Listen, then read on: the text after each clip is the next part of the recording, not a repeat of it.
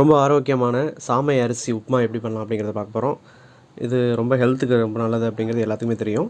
ரொம்ப ஈஸியாக குக்கரில் ஒரு 5 to 7 நிமிஷத்தில் எப்படி பண்ணலாம் அப்படிங்கிறத பார்க்க போகிறோம். இதுக்கு 1 கப்பு சாமையை ஒரு பாத்திரத்தில் ஆட் பண்ணி ஒரு 3லேருந்து 4 நிமிஷம் நல்லா அதை வறுத்துக்கலாம்.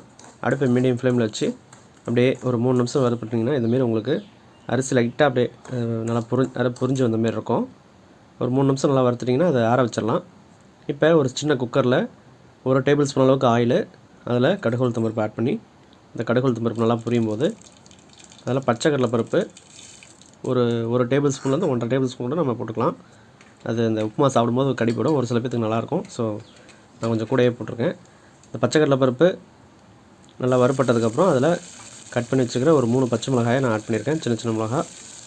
அப்புறம் ஒரு பெரிய வெங்காயத்தை ஸ்லைஸாக பொடியாக கட் பண்ணி அதில் ஆட் பண்ணியாச்சு. இதை நல்லா ஒரு நிமிஷம் நல்லா மிக்ஸ் பண்ணி நல்லா வதக்கிக்கலாம். இதோடு நம்ம காய்கறிகளும் நம்ம ஆட் பண்ணிக்கலாம். இப்போ ஒரு சட்னி செய்கிறதுக்காக நம்ம ரெடி பண்ணோம் அப்படின்னா அதெல்லாம் தேவை இல்லாமல் ஈஸியாக இந்தமாரி குயிக்காக நம்ம எம்டியாக பண்ணிக்கலாம். இதோட கருவேப்பிலையை நம்ம போட்டுக்கலாம்.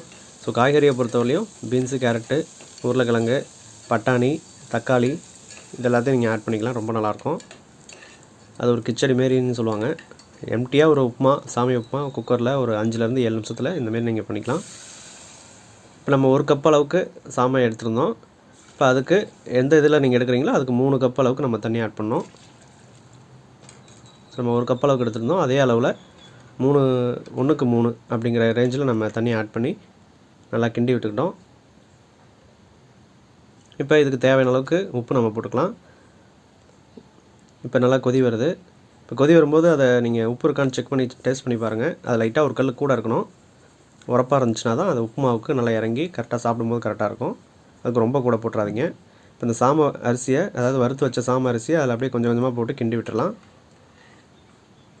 கிண்டி விட்டு நல்லா இப்படி கொதி வரும்.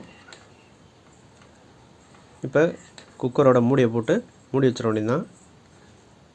மூடியை போட்டு ஒரு 3லேருந்து 4 விசில், நார்மலாக நீங்கள் எப்படி சாப்பாடு விடுவீங்களோ அதுமாரி விட்டால் போதும். நான் ஒரு 4 விசில் நார்மலாக விட்டுற மாரி விட்டு ஓப்பன் பண்ணி பார்த்தேன். அதை கேஸ்லாம் ரிலீஸ் ஆனதுக்கப்புறம் ஓப்பன் பண்ணி பார்த்தோம்னா நல்லா குக் ஆகிடும். பாருங்கள், ரொம்ப அதாவது குளன்னு இல்லாமல் ரொம்ப கெட்டியாகவும் இல்லாமல் நல்லா நீட்டாக குக் ஆகிருக்கும். ஸோ நம்ம நார்மலாக நம்ம வேக வைக்கும்போது டைம் எடுத்துக்கும். இந்தமாரி குக்கரில் ஈஸியாக நீங்கள் கொதி வந்ததுக்கப்புறம் இது விசில் போட்டிங்க அப்படின்னா ஒரு 4-5 விசில் டக்குன்னு ஒரு 3-4 நிமிஷத்தில் ரெடி ஆகிடும். வறுக்கிறதுக்கு ஒரு 2-3 நிமிஷம், மொத்தம் ஒரு 7-8 நிமிஷத்தில் ரெடி பண்ணிடலாம். ஒரு சத்தான ஒரு ஹெல்த்தியான சாமை உப்புமா சட்டுன்னு நம்ம ஒரு 2 பேர் 3 பேருக்கு இந்தமாரி ஈஸியாக ரெடி பண்ணி ஒரு ஹெல்த்தியாக ஒரு ஆரோக்கியமாக நம்ம சாப்பிட்ணும் அப்படின்னா இந்தமாரி நீங்கள் ட்ரை பண்ணி சாப்பிட்லாம். ஸோ இந்த வீடியோ உங்களுக்கு பிடிச்சினா ஒரு லைக் கொடுங்க. நம்ம சேனலை சப்ஸ்கிரைப் பண்ணிக்கோங்க. பக்கத்தில் இருக்கிற பெல் பட்டன் கிளிக் பண்ணி ஆளுங்கிற ஆப்ஷன் செலக்ட் பண்ணிட்டீங்கன்னா நம்ம போடக்கூடிய அடுத்தடுத்த ரெசிபீஸ் உங்களுக்கு நோட்டிஃபை ஆகும். தேங்க்ஸ் ஃபார் வாட்சிங். தேங்க்யூ.